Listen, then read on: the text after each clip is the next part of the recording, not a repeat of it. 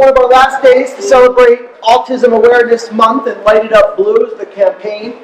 But even though it's the end of April, we want to think about autism all year long, because the people who have autism or are affected by it, they don't just get to end it at the end of April. They live with it all year long, in their entire life. In fact, when I was teaching first grade in Howell Township in 2002, that was about, 11, 12 years ago, I had John Bartow in my class. He actually came late in the year because he moved from Connecticut. And I remember having this student run down the hallway. I can close my eyes and picture this little boy running down the hallway to my room where he attended. And he was kind of like the new kid because it was the end of September when he moved into my class. And John Bartow, all I knew was that he was coming from Connecticut and that he was special ed, and his classification was autism. That's all I really knew. And I got a chance to meet John, and it was quite a ride from now to where we are today. From then to today. I've gotten to know John and his family. We've stayed in touch throughout the years. And today's talk is really to show you are around students who are autistic in our school, which is great. You're surrounded by them, and you're able to interact with them in your classroom. But really, what happens to them after school? What happens to them after first grade or elementary school? Where do they go to middle school and high school? And what are they capable of in their life? And is autism really holding them back? Well, you're going to get to hear about John's story. And because autism has a big spectrum, there's different ends of autism. And so John's on that spectrum, and he's going to share his story through his eyes. And I love the shirt. He's wearing the same shirt that's in the picture on the screen. And it says, autism, I define it. It doesn't define me. So he's going to tell you how autism defines him. Give him a round of applause.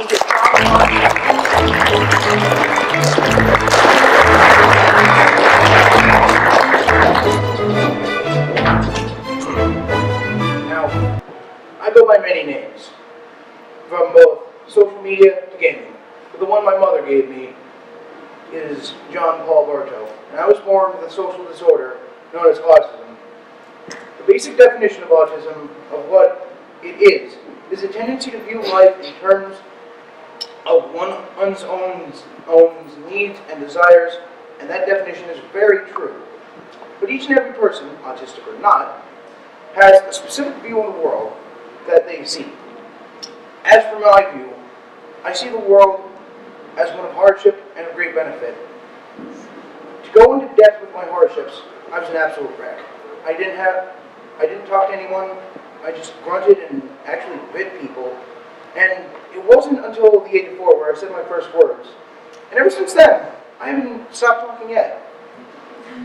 From when I began to speak, my parents knew that school would be extremely challenging, especially with moving from Connecticut to New Jersey and having no friends, being the new kid in class with a social disorder.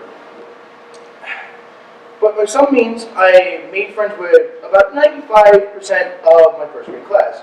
Speaking of which, my first grade class with Mr. Falgares was pretty much the start of going down the road that would lead me here to speak to you today.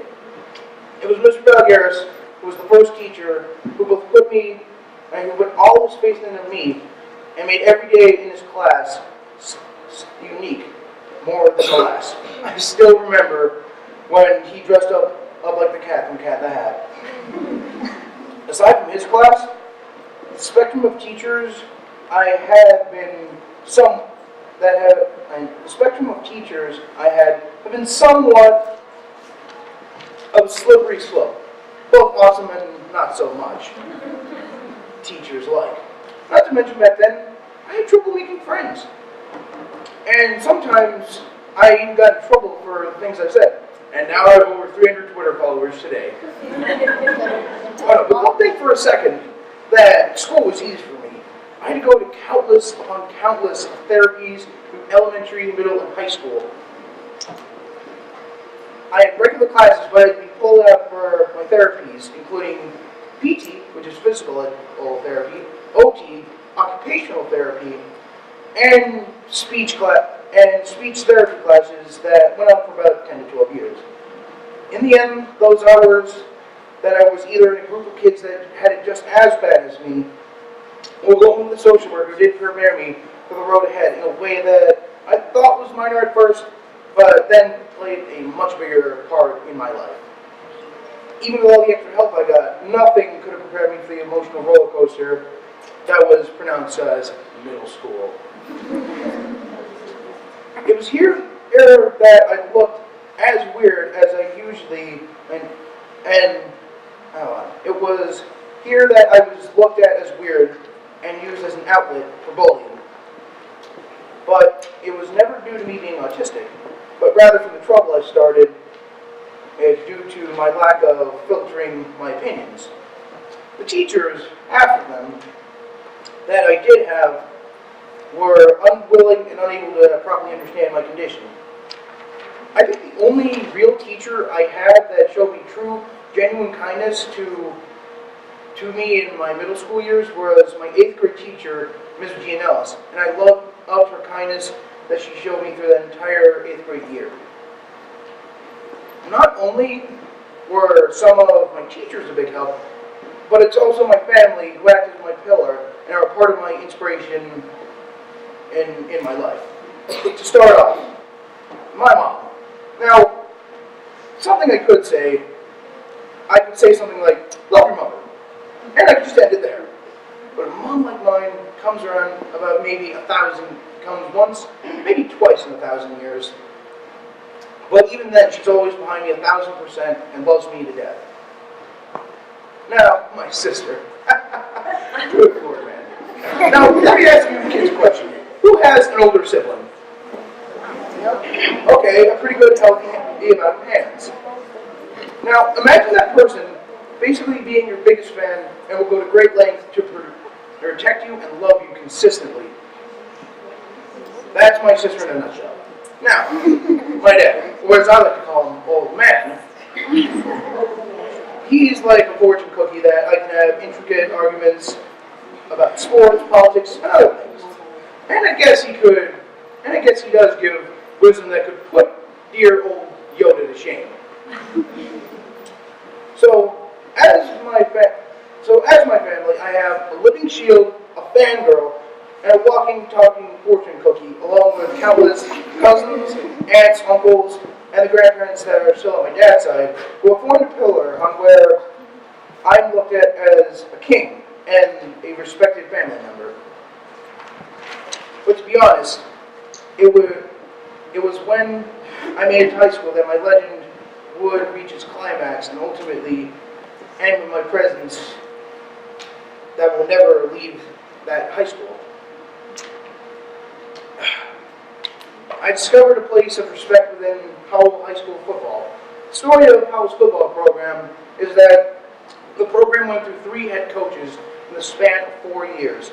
And for me, I really didn't get recognized for the skill as a defensive lineman until JV, which is junior varsity, to varsity football. And now my athletic career is basically done. But that's not all. During my high school years, I have been going to a thing called a vocational school, and this vocational school is called the Monmouth County Career Center, where these classes are called shops.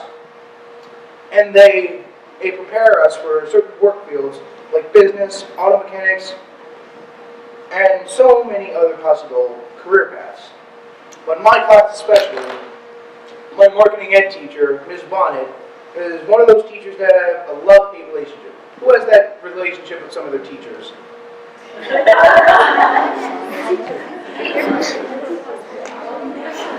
Very nice of her.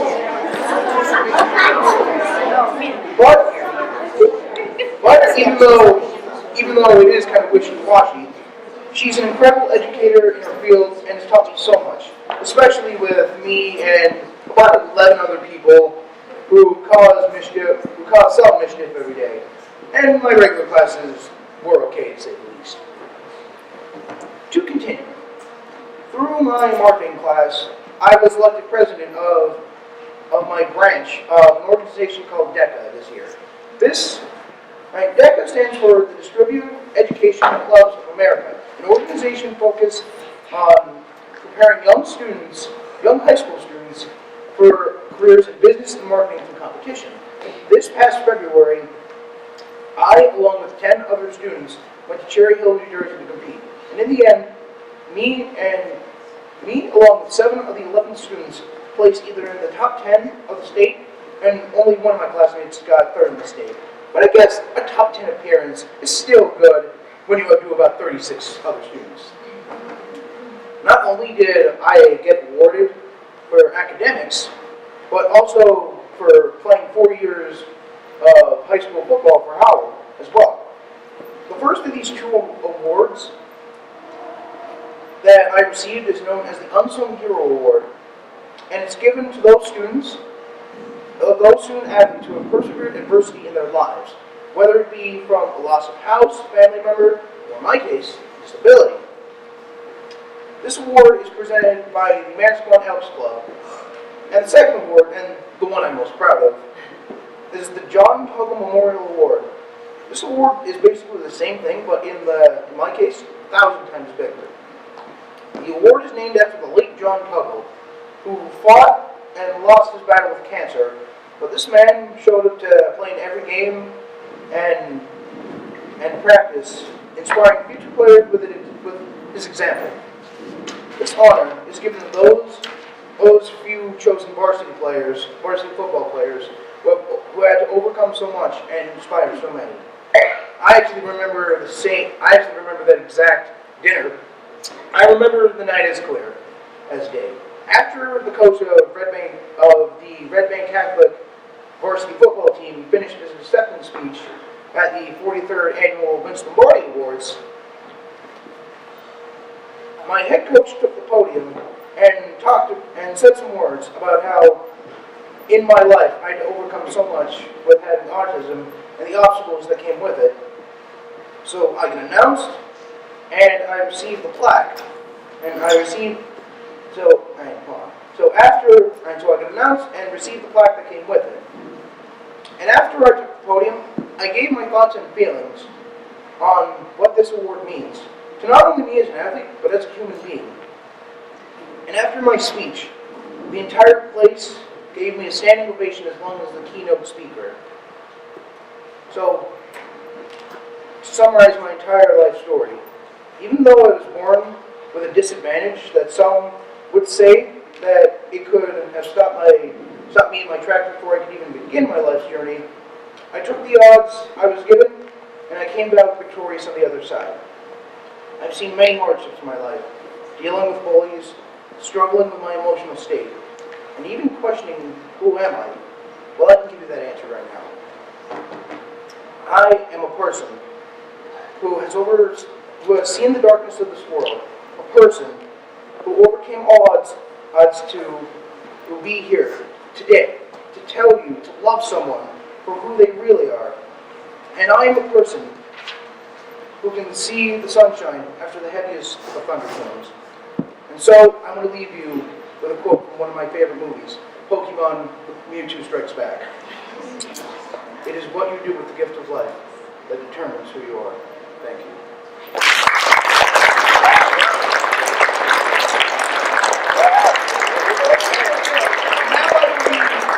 And now I will take questions from the audience. So we want to leave this time now. John told you about his life. John, Yes, sir. I'm going to let the fifth graders think of some questions, and then I'll come around and you can ask your question. Anything about John's life, about having autism, his mother and father, and one of his best friends from school. They're all here today, so you can ask a question certainly to them, in terms of maybe how they have dealt with autism and what they had to do in their struggle. And John, tell them, when did you really learn like you had autism? Because you were born with... I really didn't understand what it meant at first, but really through all the therapies and like everything that I had to go through in elementary school, like something's not right with me. So when did you feel like you started to feel that something wasn't right with you?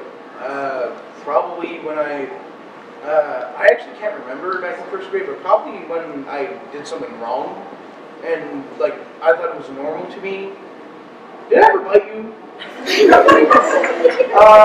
Or no? I don't remember you biting me, but I remember when the bees would come. We had our windows open. We don't have air conditioning in my own school. The overreacting. And the bee would come in the room, and you would Panic. and I would bolt. run away. Alright, so may I get some questions? Yes. Alright, I saw you in the gray shirt up first. What would you like to ask? What position did you play football?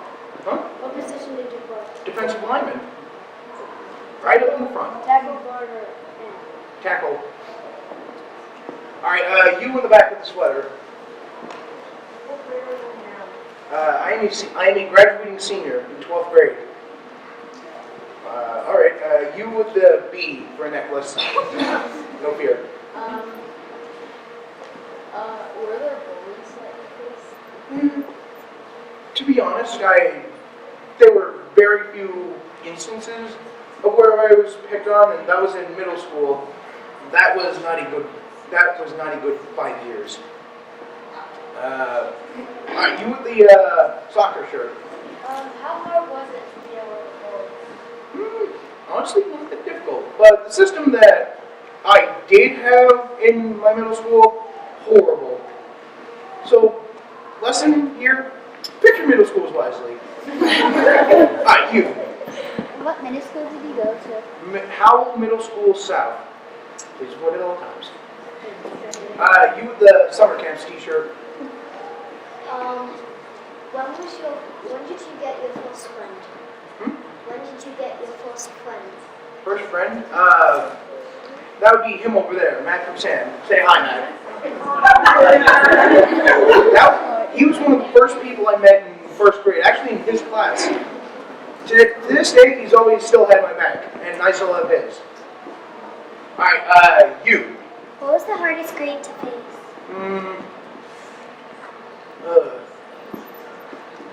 I don't know. What's the hardest grade you've had to face? Alright, you with the Captain America t-shirt, because Age of Ultron's coming out. What's your favorite subject? To be honest, history. Because I heard some yeses over here. Because I love learning about the history and of all these important things. When you get into middle school, I really hope you really pay attention to your subjects and teachers. You will benefit. Alright, you with the blue track pants. What do you want to be? Like, Well, I want to, my career path, I'm going to Brookdale Community College to trying to get an associate's in business and communication. So I could do some marketing for Nintendo, which I love video games to death, and communication, so I can both learn autism in more depth and also come here and do more speeches. All right, you with the lime green. I have two questions. All right, let's hear your first one. What's your favorite video game?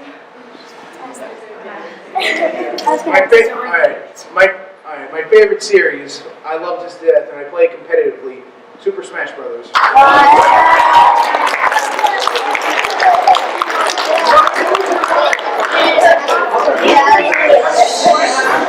Do you play any other sports? Aside from football, not really. Play some basketball here and there. Red sweater. Howell High School, home of the Rebels. You. Do you have a YouTube channel that sometimes made videos of you playing games and stuff? I have a YouTube channel, but I really don't use it that much. I have 4 Mario Kart videos, Mario Kart 8 videos. What's the John Bartow, just look up my name. Alright, you, in the front. We obviously know that you've had some bully problems with all making friends and everything. What would your opinion be on best way to deal with bullies? Alright, I'm going to show you what to do. Puff your chest out and say, it's going to be good, man. Because Because the only thing a bully will do to you is just try to knock you off your center. But if you plant your feet firm, you'll be good. Alright, you again with a Captain America shirt. Nah, not a Minecraft player. Alright, you again with the Half Forever t-shirt. How many speeches have you done? I've done two. Excluding this one, I've done two. One at the football banquet where I got the Unsung Hero Award. The other for the John Tuggle Award. Alright, you with the blue tank top. I haven't heard anything from you yet. What do you have? What's your favorite football team? Favorite football team? My dad over there. His family is a Steelers fan. So.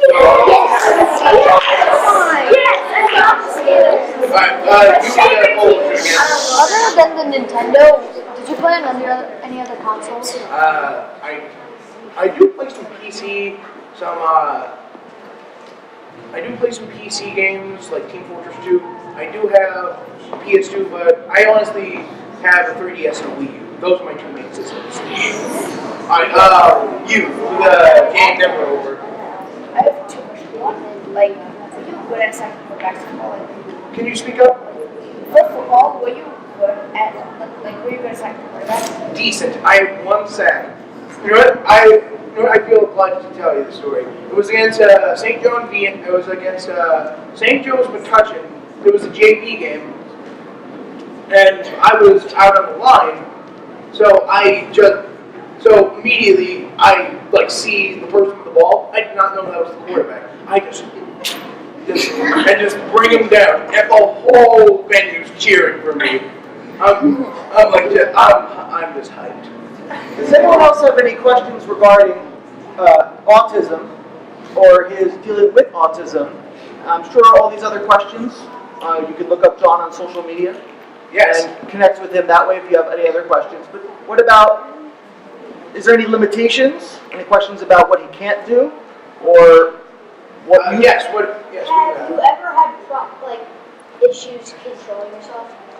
Has it ever been hard to control myself? control yourself? Yes, with what Mr. Falgares said earlier. I do have some. My mortal fear is bees. I really can't stand them, and I do kind of overreact to them. Alright, you with the matching outfit. What's up? Are there any sports you can't Can't play? I guess track and field, honestly. I can't throw a shot. I tried. But that has nothing to do with his autism. It wasn't autism based, but it was physical based. Alright, do you have a question concerning my autism? Yeah. I forgot. Alright, we'll come back to you if.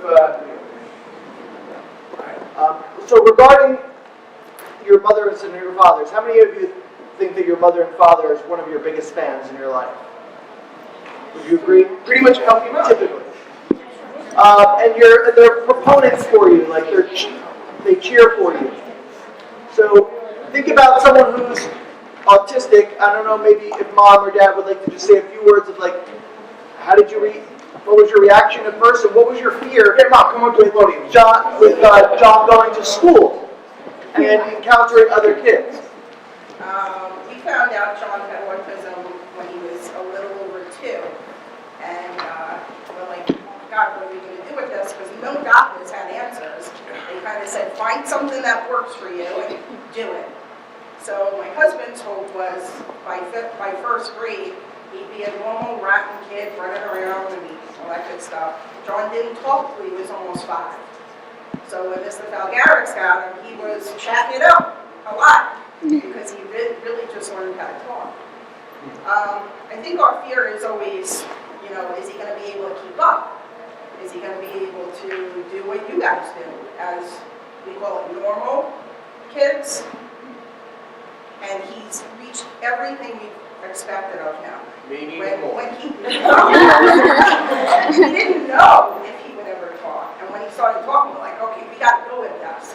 And we continued therapy with him, and he's right. We have his back 1,000%.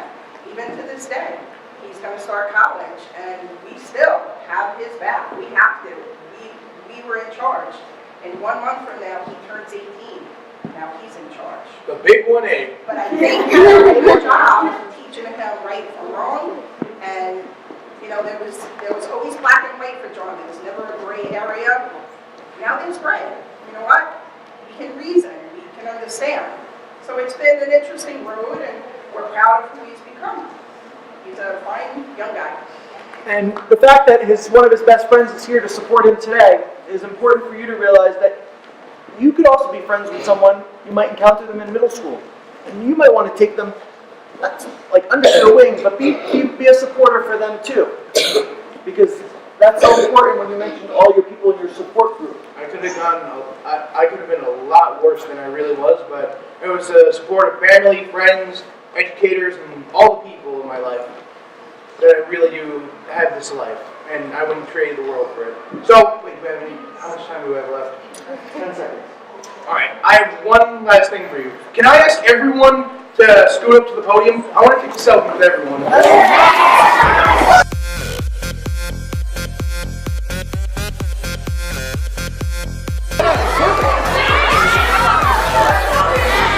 Alright, everyone say, "Are you fighting?"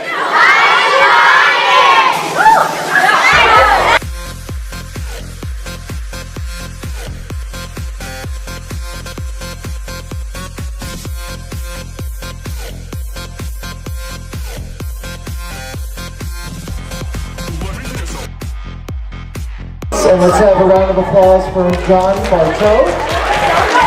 Thank you.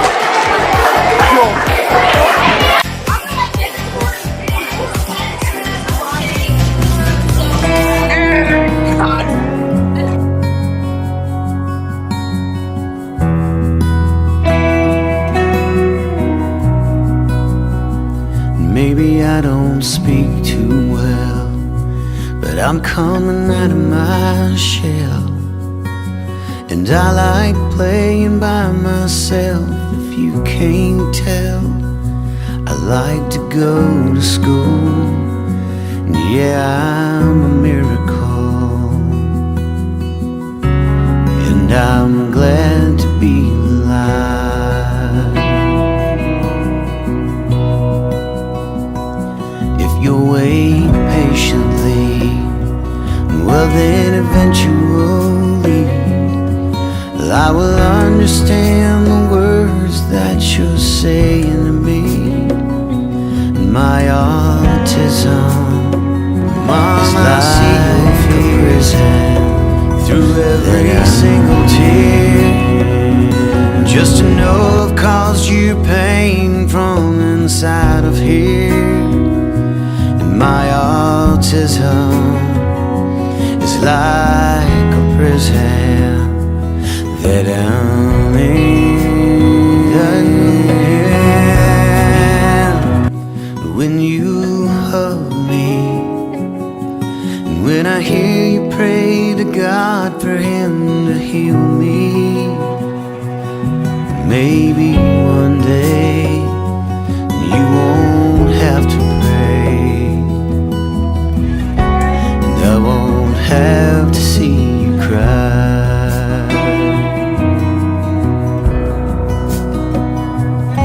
Maybe one day I won't be this way.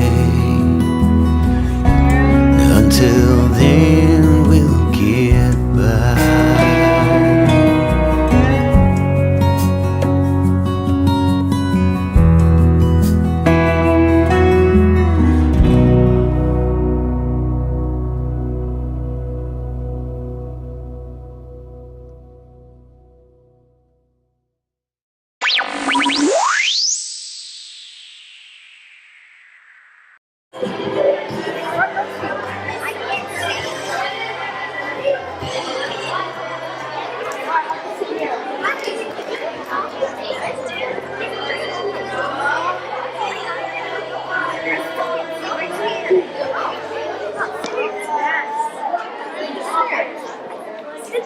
Let's have another applause for Mrs. Mordadante.